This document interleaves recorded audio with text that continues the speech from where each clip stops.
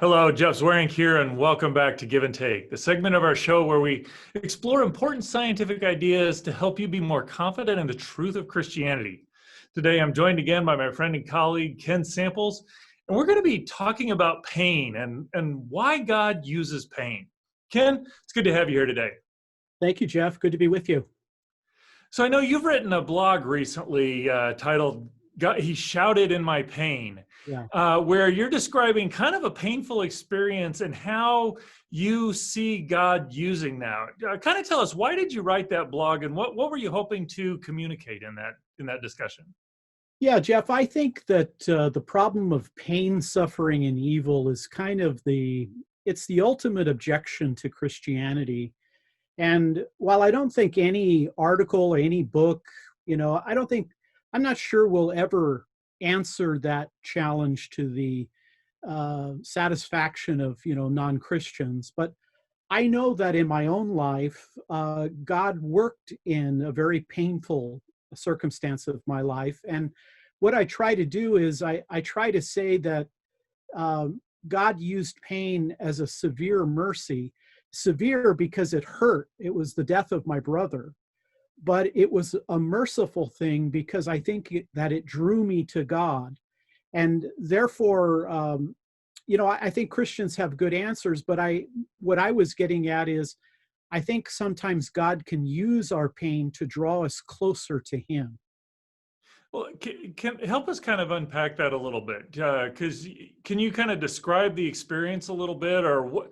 I mean, I know obviously the suicide of your brother is a big deal, but I know there was more going on at the time as well. Yeah, I was only 19 at the time. I'd never had anybody close to me die. I mean, I'd been to a funeral here or there, but kind of distant relatives. But I was going through kind of a searching period. I wasn't sure. I had just graduated from high school. I was off to college. I wasn't sure the direction of my path was going to take. And, this kind of a catastrophe hit our family with my brother's death.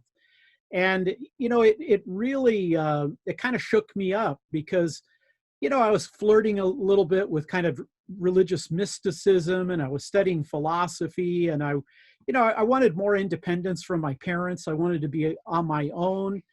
And this just hit me like a load of bricks. I felt a certain amount of guilt that I couldn't help my brother. I felt like, I saw my parents who were in a great deal of pain.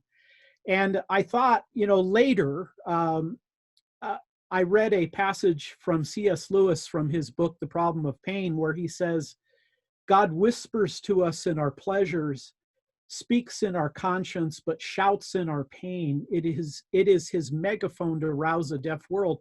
And only upon reflection that I look back on that do I realize that God got my attention.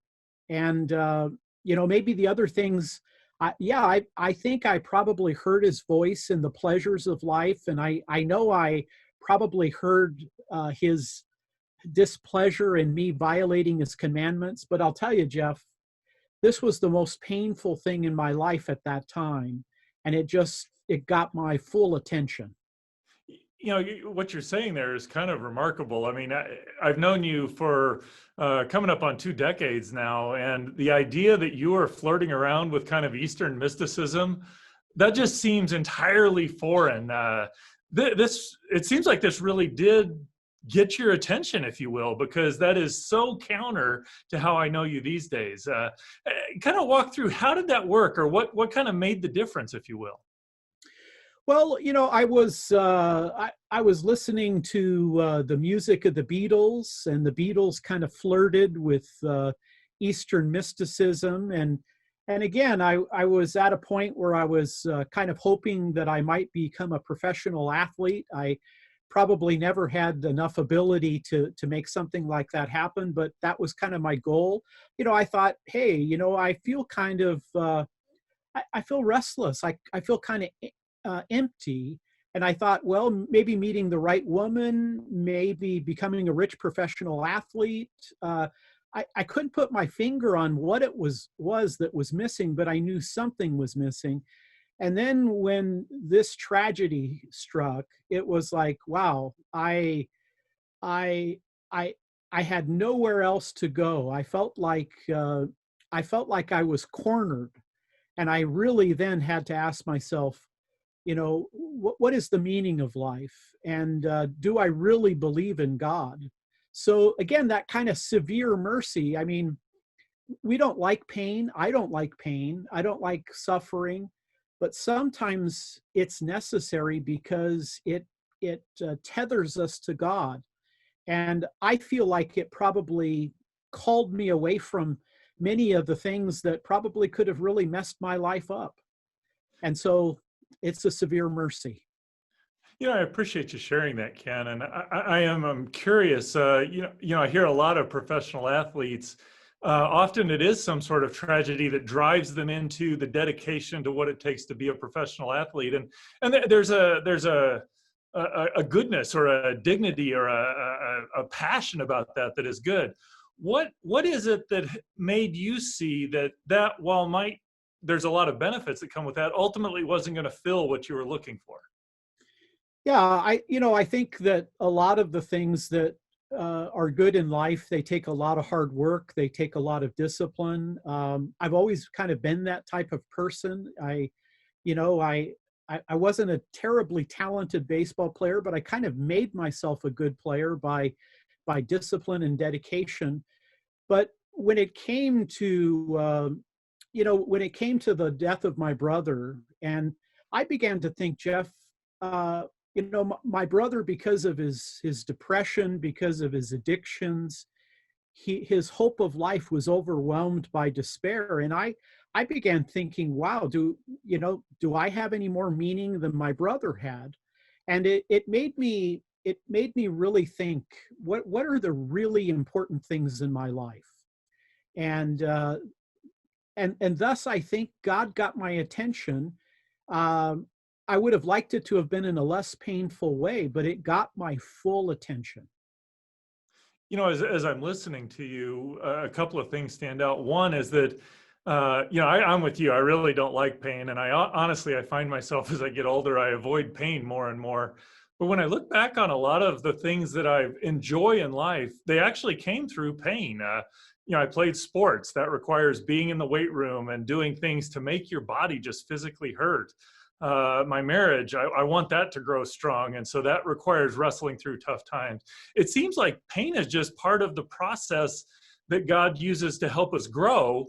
But it also, in your description, something it's kind of like the mom or the parent who kid is wandering around in a dangerous place is yelling, "Stop! Don't do that!" Yeah. It's to get our get the kid's attention to give them something good instead of allowing them a much greater, more serious pain later. And the irony is, we think, well, I'm suffering pain. Where's God? When in reality, God's using the pain to draw us to Himself. And so it's an irony, because at first we think, well, God can't be in this because I'm hurting too much. But it's in the hurting that God begins to tether us and pull us in. And I've seen Him do that in so many different ways. And I know that that was a powerful thing He did in my life. Well, thanks, Ken. I appreciate your comments. Pain is often unpleasant, and I don't want to imply that we've solved the problem of pain and suffering. It's a far more complicated and sophisticated subject. But Ken brings a really important point here, that in Christianity, pain is a part of the world we live in, but that pain is not wasted. God is using that pain to accomplish something far greater than we could probably imagine. I would encourage you to go check out Ken's blog, God Shouted in My Pain. It will encourage you, strengthen you, and help you to be able to share the hope that God has in this pain that people around you are already suffering.